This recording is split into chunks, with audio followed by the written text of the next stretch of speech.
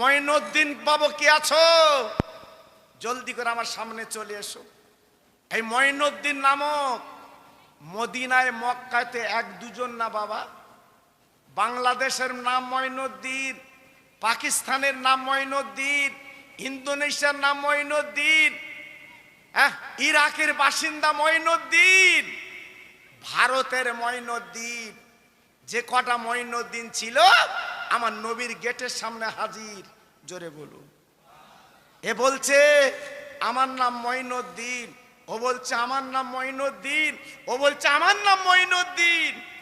খাদেমদার চিন্তায় পড়ে গেল, নবীজি বলেছে মঈনুদ্দিনকে ডাকতে, এত মঈনুদ্দিন। চিন্তা করছে।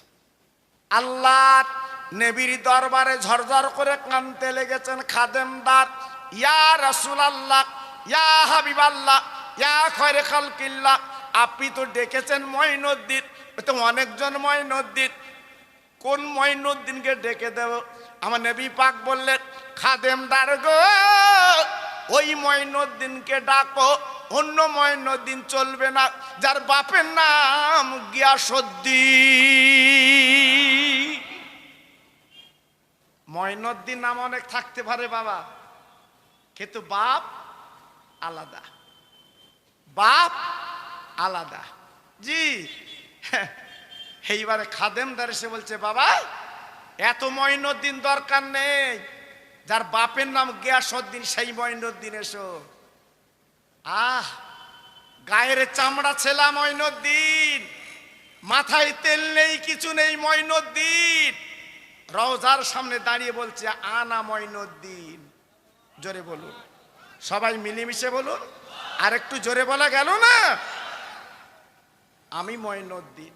আসুন, আল্লাহর নবী আল্লাহর নবীর গেটের দরজাটা খুলে দিলেন। মঈনুদ্দিন চলে গেলেন নবীর দরবারে, ঝরঝর করে কাঁদতে লেগেছেন, নবী গো, আজকের সবাই বাইরে থেকে আপনার জিয়ারাত করছে, ও নবী গো, আজকে রওজা ভিতর আমাকে ডাকলেন কেন? কারণটা কি? কারণটা কি? আহার আমার দয়ার নবী রওজার শুয়ে আছে গো, আমার দয়ার রাসূল রওজার শুয়ে আছে গো।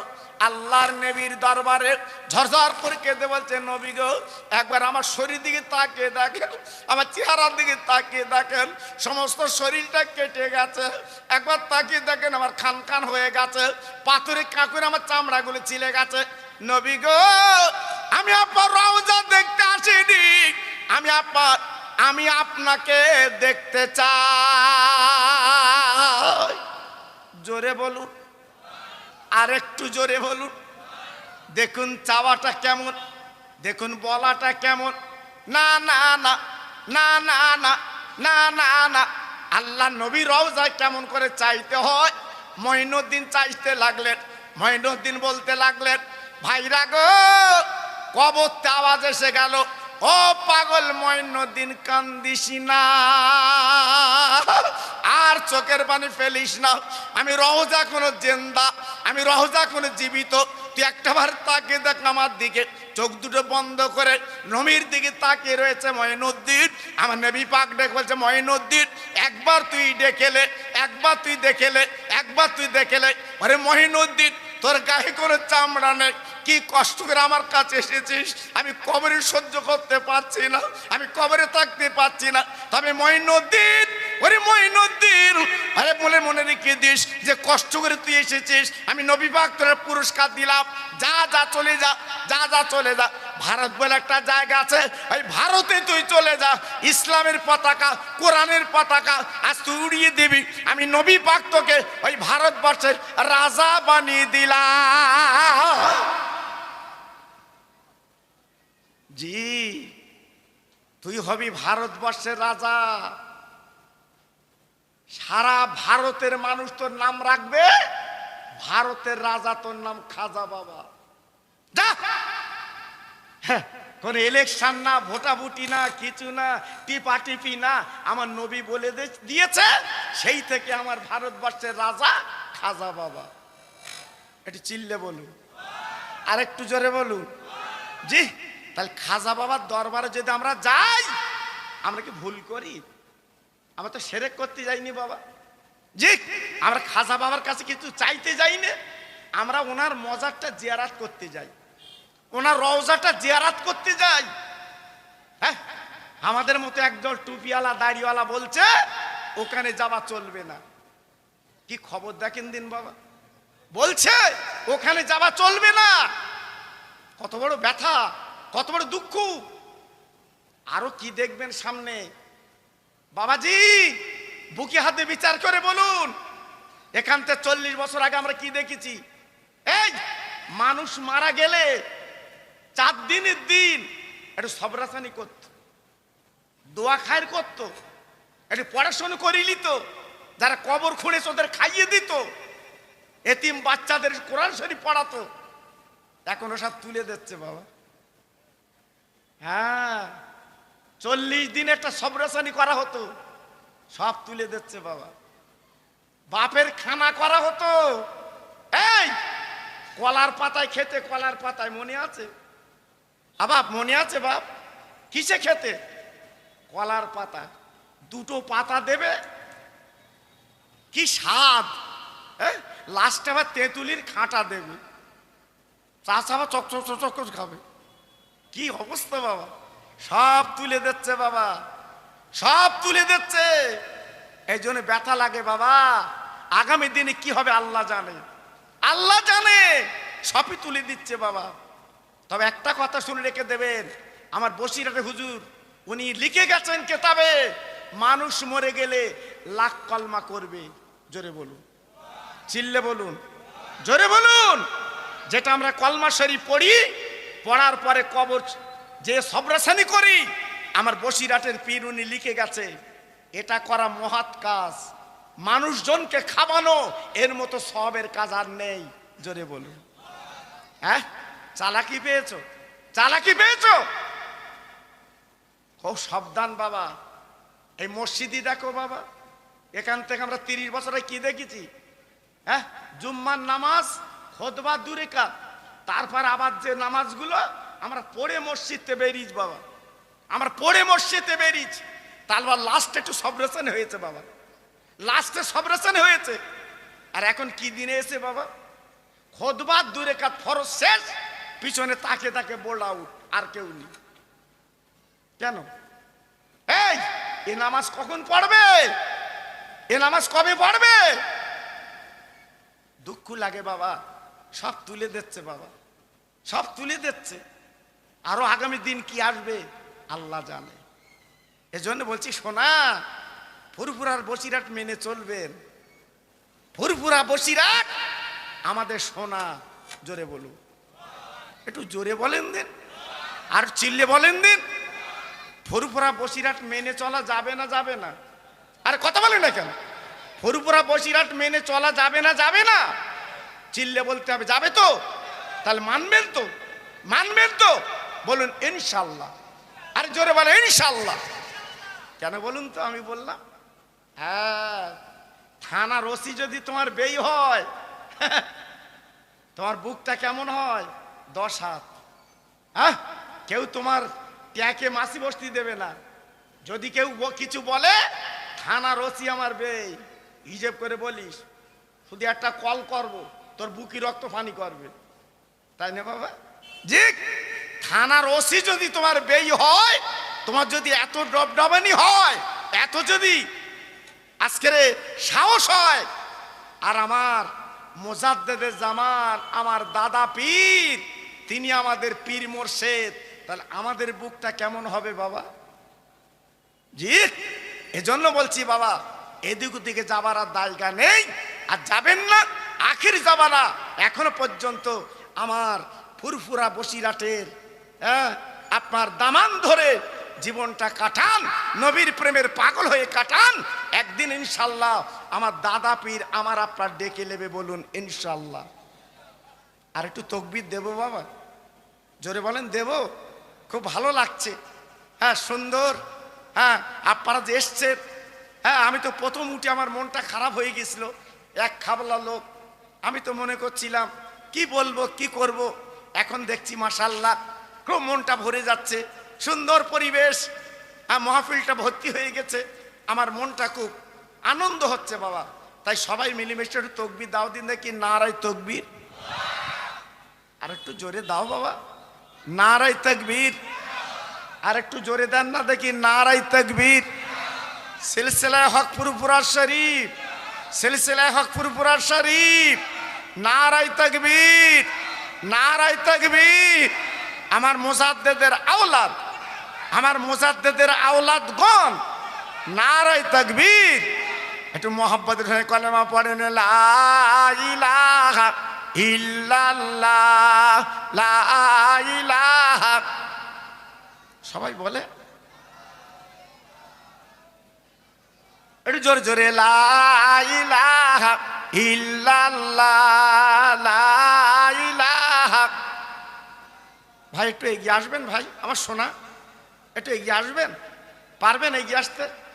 আরে কথা শোনে না কেন আপনারা? আরে বসে এগিয়ে আসেন, আরে দাঁড়াতে হবে না, আরে দাঁড়াতে হবে না, বসে এগিয়ে আসেন। হ্যাঁ বসে এগিয়ে আসেন। আর কলেমা পড়েন, লা ইলাহা ইল্লাল্লাহ, লা ইলাহা।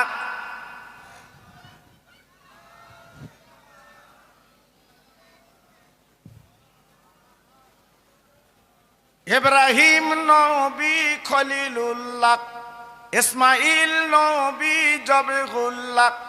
ইব্রাহিম নবী খলিলুল্লাহ, ইসমাইল নবী জবহুল্লাহ।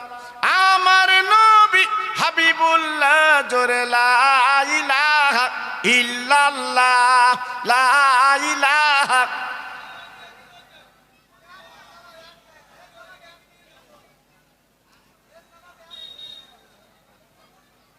খুব মহব্বতের সঙ্গে বলেন, আল্লাহুম্মা।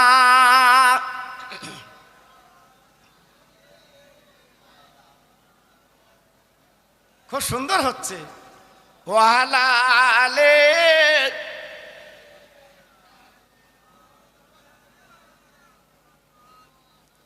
মোদের নবী গরিবী হয়ে এলো দুনিয়া,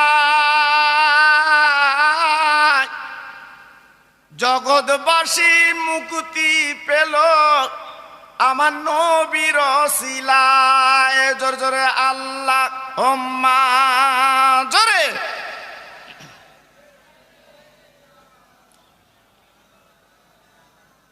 ওয়ালা আলে।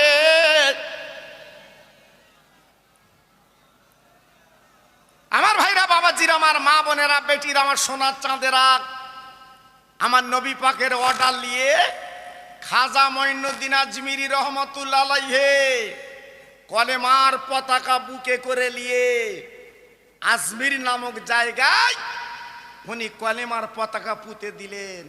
চিল্লে বলুন, আর একটু জোরে বলুন। সেই খাজা বাবার কলেমার পতাকার ফসল সারা ভারতবর্ষে ফলেছে বাবা। জি, সারা ভারতে আজকের গ্রামগঞ্জে, শহরে, নগরে কলেমার পতাকা উঠছে। জোরে বলুন সুবহানাল্লাহ। আমার খাজা বাবা মঈনুদ্দিন আজমিরি হুজুর, আল্লাহর ওলি, কলেমার দাওয়াত যখন দিতেন কত অত্যাচার করেছিল বাবা, কত নির্যাতন করেছিল বাবা। ভাইরা, কলিজাটা ফেটে যায় বাবা। খাজা মঈনুদ্দিন আজমিরি রহমাতুল্লাহ আলাইহি উনি যখন চলে এলেন আজমিরি জমিনে, ও ভাইরা রে, খাজা বাবার আদর্শ চেহারা দেখে বাপ দলে দলে কলেমা পড়েলা।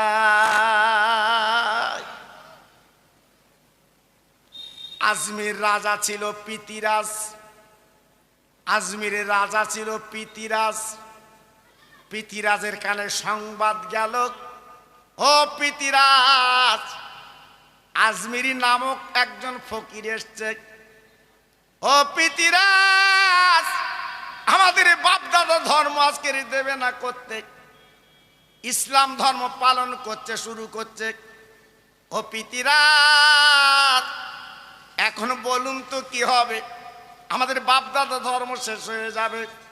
পৃথিরাজ জগৎ বিখ্যাত জাদুকর অজয় পালকে ডাকল, অজয় পাল আজ তুমি কি পারবে কোরআন আর কলেমা বন্ধ করতে পারবে? এই আজমিরের মাটিতে কোরআন চলবে না, কলেমা চলবে না।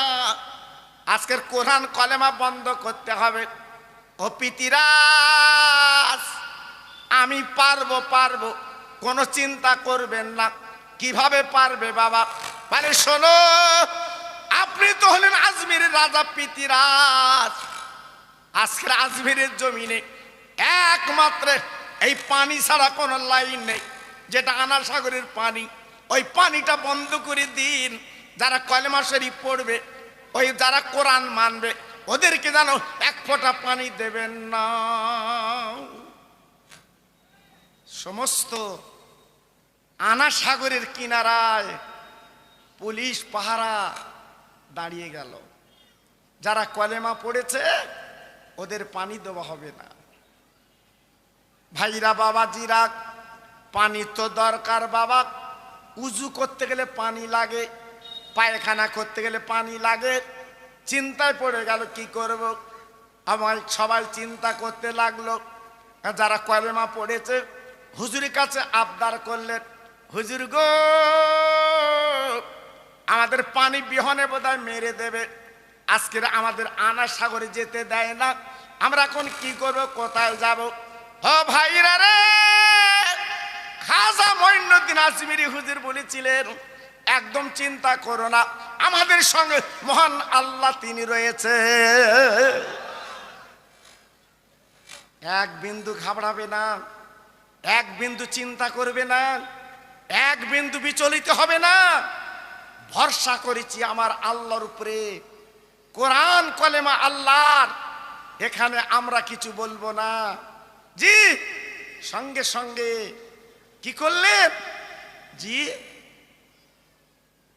পানি যখন বন্ধ করে দিয়েছে, অজয় পাল পৃথিরাজ আমার হুজুর, ওনার একটা ভক্ত যার নাম আপনারা জানেন, বিখ্যাত আল্লাহর ওলি, আল্লাহর মাহবুব, জি তেনাকে ডেকে বলল, বাবা যাও তো এক লোটা পানি আনো তো, আমি উজু করব। আল্লাহর ওলি অর্ডার নিয়ে বাবা মুড়ি চলে গেলেন।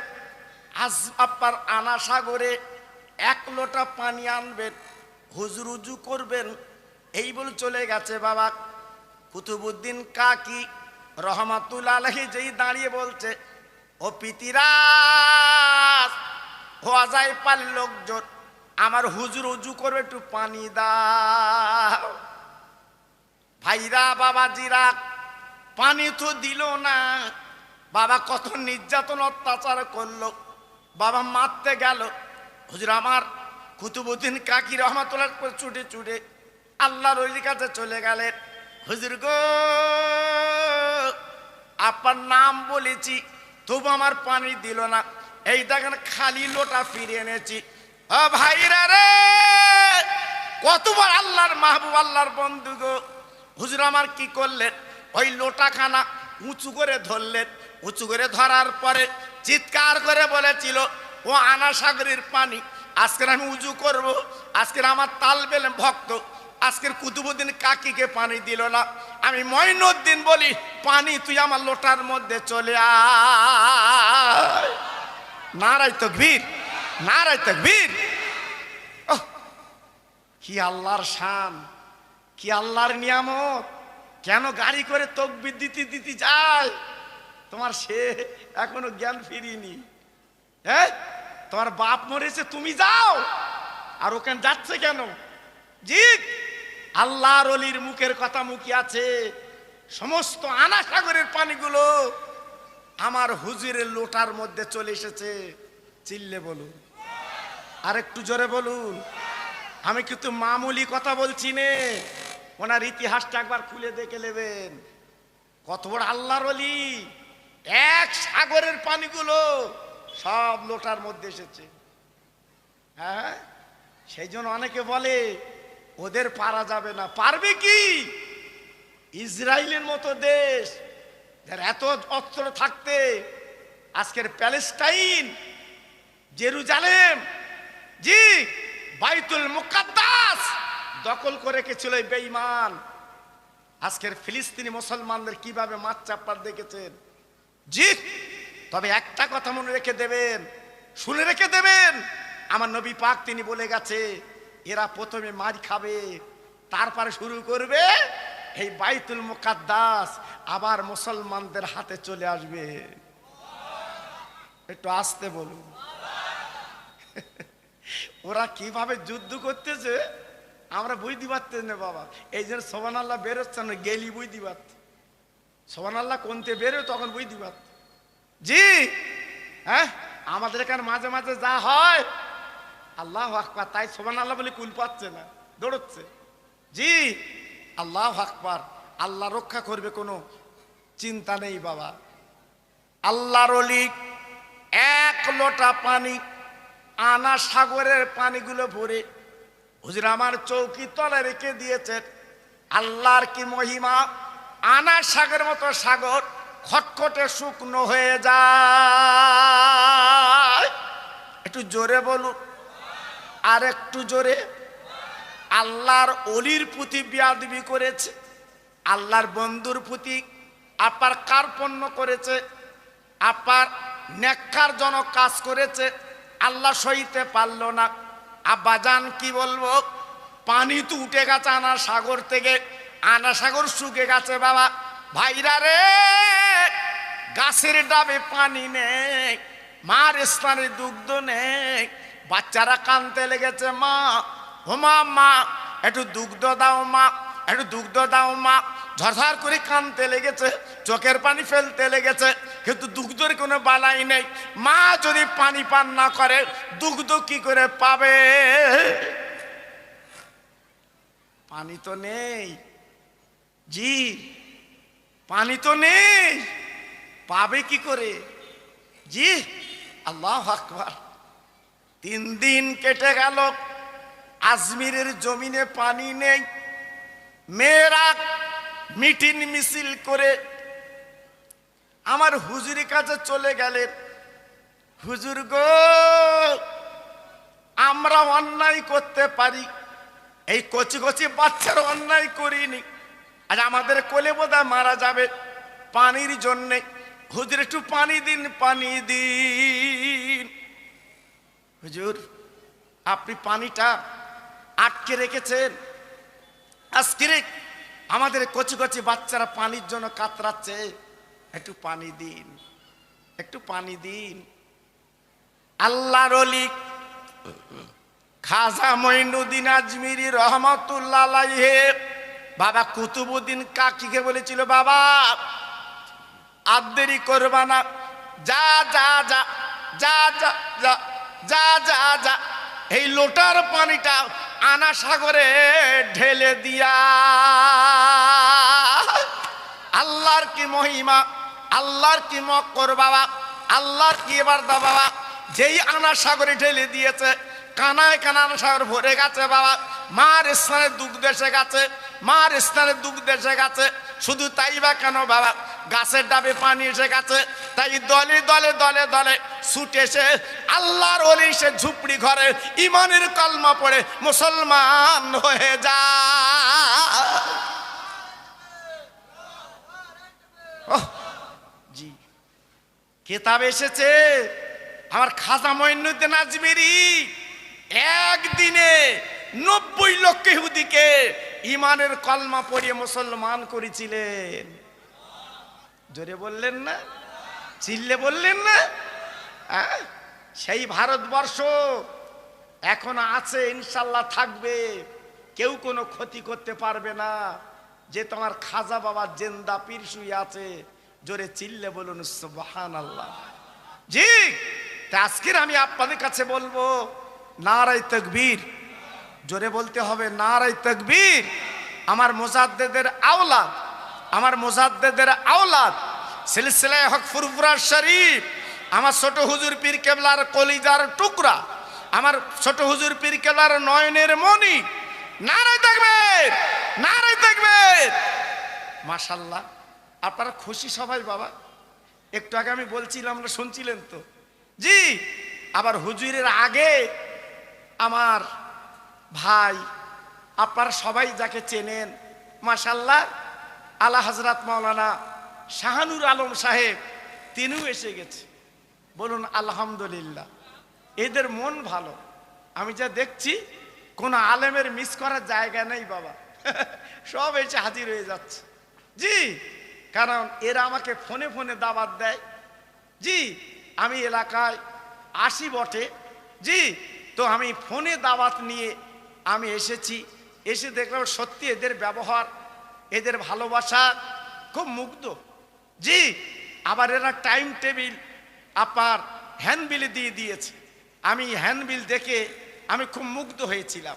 জি, কারণ প্রত্যেক আলেম যদি টাইমে চলে আসে মনটা ভালো লাগে। আল্লাহু আকবার। তো মাশাআল্লাহ, হ্যাঁ, হুজুর এসেছে। ইনি কোন হুজুর জানেন তো? এলাকার স্বনামধন্য, শুধু এলাকা না, বাংলা আসামের বিখ্যাত আলেম পীর সাহেব আমার ওমর হুজুর পীর কেবলার সুযোগ্য সাহেবজাদা। জি, তিনি এসছেন। আল্লাহু আকবার। আমার পরই তিনি আসবেন, আলোচনা করবেন। যারা এখনো বাইরে দূরে আছেন ভিতরে চলে আসেন, কোনো চিন্তা নেই। একটু মোহাম্মতের সঙ্গে দরুদ পড়েন, আল্লাহুম্মা।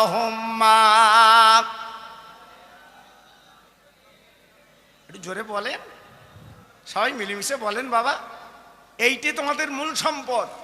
হ্যাঁ, আরে আল্লাহর ফেরেশতারা নূরের খানজা করে মদিনায় পৌঁছে দিচ্ছে। জোরে বলেন, আল্লাহুম্মা সাল্লি আলা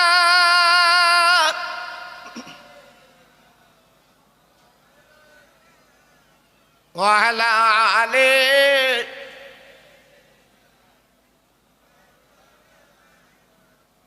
দরুদ পড়ো, দরুদ পড়ো জলসায় বসিয়া, মোদের দরুদ শুনবেন নবী মদিনায় শুইয়া। জোরে জোরে আল্লাহুম্মা।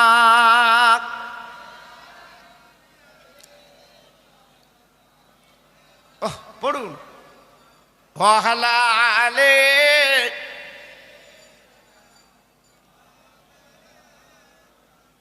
ও ভাইরা, বাবাজিরা, আমার মা বোনেরা, বেটিরা, সোনার চাঁদেরা গো, আনা সাগর বন্ধ করে দিয়ে পারলো না। পিতিরাজ ডেকে বলছে, অজয় পাল, আমাদের ধর্ম বোধহয় চলে যাচ্ছে। অজয় পাল, বল বল, এখন কি করবি তুই, বল বল বল।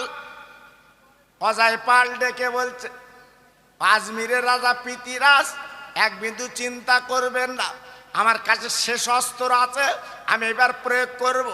হুমায়ুনুদ্দিন কেন, যত মানুষ কালেমা পড়েছে সব মরে যাবে।